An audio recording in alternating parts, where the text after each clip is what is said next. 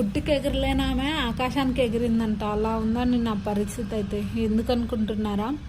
ఊర్లు పట్టుకొని అటు ఇటు తిరిగేశాను. ఇప్పుడేమో బొక్క బొర్ల అయితే పడ్డానమాట. ఇంకా ఎటు చేత కాక ఇంట్లోనే ఉన్నానన్నమాట.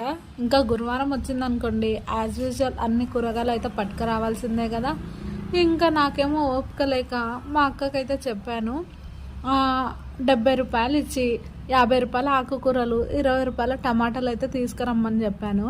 మా అక్క అన్నీ వదిలేసి 20 రూపాయల టమాటాలు, 30 రూపాయల ఆకుకూర అయితే తీసుకొని వచ్చింది. అది కూడా తోటకూర. తోటకూరతో నేను ఏం చేస్తానంటే కలిపెట్టుకొని వండుతాను. అది మా అమ్మ వాళ్ళ ఇంటి సైడ్ అయితే. ఇక్కడైతే మా ఆయనకు తోటకూర అంటే కూడా ఏందో తెలియదు. అలా ఉందండి నా పరిస్థితి. తోటకూరతో ఏం చేస్తాను, చేస్తే పప్పు చేయాలి. మా ఆయనేమో ఇందులో పప్పేడుంది, అంతా ఆకులే ఉన్నాయి అని అన్నాడు. మరి మీరే చెప్పండి.